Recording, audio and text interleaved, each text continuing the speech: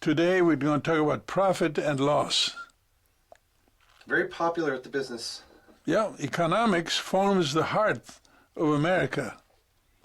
Money talks, it talks big, and it does all the talking. That's my opening statement. That's I like it. It's from each side. It's three perspectives there, right there from the beginning. Yeah. And who was it who said about politics? It's the economics, stupid. Address the economy. Don't talk about anything else. And boy, sure enough, inflation, that's what I hear, inflation. Well, I got news for you, buddy. We, in America, we have a lot less inflation than in other countries. They have 50, 60, 100% inflation. Wow. And we have 3%, and we're crowing like somebody's killing us. It must be a buzzword that everybody latches onto. It is a buzzword, and economics may be too grand in scale. So maybe that one word is what the average American. And the people who use it are saying it's worse than you think it is. They want it to be believed that it's worse because then it pays political dividends to those who say it. I am going to solve it. I'm going to bring it down. Well, if money does all the talking, then talking about economics is what everybody wants to hear then. Well, we are a hard-working nation. We have in a relatively short period forged out of nothingness a land which is the greatest, most powerful, most envied, and most copied nation in the world. It has taken work, and lots of money. The parlance of profit and loss is our basic vocabulary, and it is push, work, and push all the way.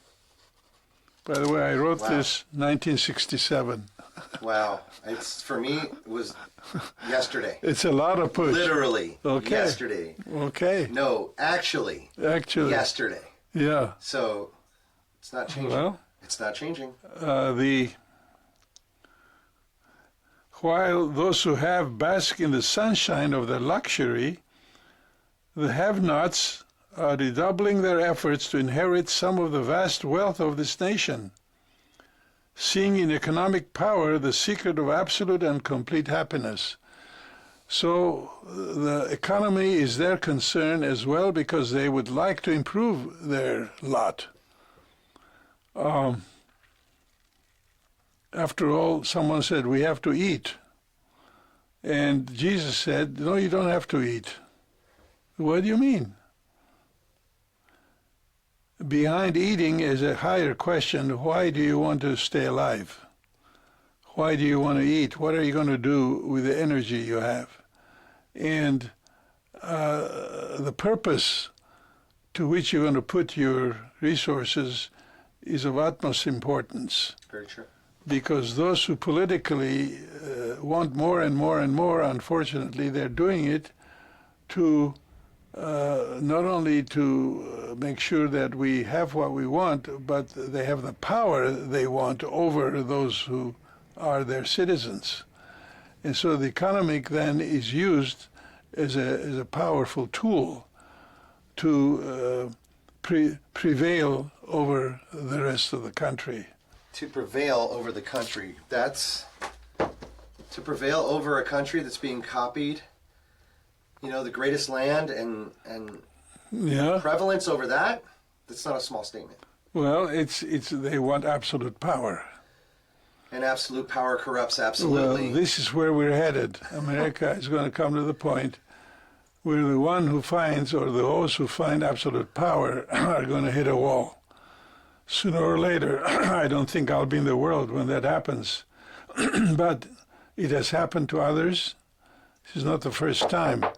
Alexander the Great, he was only in his 20s when he conquered the world as known in those days.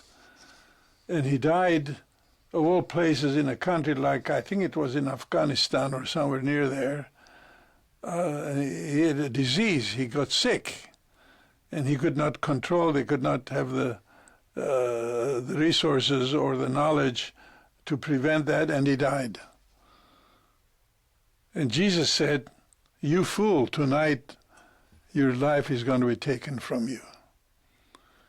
You fool, there is no one who will live forever. And we think we will. I used to think I will. I used to say that everybody else die, but I'm not going to die. As a kid, I used to say that. I refused to close my eyes to die. As a kid. Because I can understand how that would... Yeah. As a that kid, would tame the kind of the aggression and not understanding as a child. I just won't do it. And observation, when I grew up, people who died were laid to rest in their beds, and people went around and sat around for a while and then left. And we used to, so I've seen people, it doesn't scare me to see a dead body, but I noticed that they all close their eyes when they die. I used to say, well, I'm not going to close my eyes. And that's it. So it's going to happen to everybody but me. That's the foolishness that we believe, actually. There's something about me that's going to prevail. It's definitely the connection between finances and living. There's definitely a very locked in, close. I worked so hard. I built this up. I saved this. I created all this. But I've seen even a couple years ago, I was living in an apartment building, and I found it got sold, and our rent was increased $600 a month. Oh, boy. Because they were trying to get everybody out. And they were well within their legal realm to do that. But what we found out later was that the owner passed away. And the second he passed away, his kids sold the house so they could have cash. Now, what you need $5 million for, I don't know. But they sold that whole property for $5 million. And I know for a fact that father would have never wanted that. He would want it to be there for those kids. So, building that resource of finances and everything, it comes tumbling down. It always does. Yeah. And those who don't even leave a will go into probate. Yeah. And then the city and the state and federal take care of they benefit. They'll eat it all up. Yeah. So Jesus addressed this whole phenomenon of profit and loss. He knew human nature. And it's interesting, he himself, he never started a business. And I say, one question I have to ask of you when I die is, why did you never get married? He did not have a family, and much of our problems come from families. Correct. Maintaining a family is not easy. No. And I've had 4 children. Wow. And in the process, I got divorced once. But it was not easy, but the family stayed together. In Sedona last week, when we were gone, 10 of us got together, children. Oh, that's right. You were on a family retreat. Yeah, and you texted me you were surrounded by your family and you were so happy. And they all came and showed their love. So it takes work. It's not easy. Wow, the Kassouni clan, huh? The Kassouni clan, yeah. Well, to maintain our profit, we use all kinds of methods. Even violence is being looked upon increasingly as a legitimate tool to satisfy demands. And so the pace quickens, efforts are redoubled, and all attention is focused on the achiever of economic paradise. It's the will-o'-the-wisp. It's a moving target. And how can we have leaders, political leaders, who will not use economic distress as a means of prevailing over their opponents, but seeking resolutions that will benefit us all. I like the unity. That's a sign of a true leader. I agree. I know a house divided cannot stand. Abraham Lincoln said that. Yeah. And I don't like the division. It's actually reflected so much now, the separation, that the U.S. Army has a new commercial. And they said whether you're a Republican, Democrat, and they listed a couple others, we all are on the same team and we all work together. That is their current commercial to get new recruits into the U.S. Army. So obviously it's a big deal. It is, but also the saying goes, divide and conquer. There it is. That's what's the other happened. side of it. Deliberately, America is being driven apart because the people who are doing it want to prevail. By dividing, they're going to conquer. When I was in the South, I went to college there for 4 years. I used to hear the saying, "The South shall rise again." I've heard that. It's happening. Wow. Politics Wow, today, you're absolutely right. I never even thought Yeah. about that. the politics today is that of the southern states at the time of the Civil War. What was the rallying cry of the South? State, power of the states, the sovereignty of the state versus the federal. And today there's again emphasis, the states again, they give it to the states. I listened to the debate the other day between Vance and Waltz, kept saying, let the states decide about abortion or not. Well, when you do that, you're dividing the country. Do we have a country or not?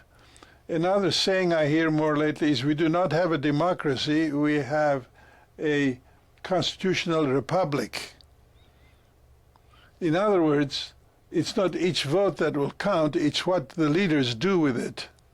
It's up to the leaders to use it as they deem right, no matter what Almost the sounds like people a say. weapon versus an Exactly. opportunity. So, economics is being used as a weapon again to maintain superiority and power over the rest of the country.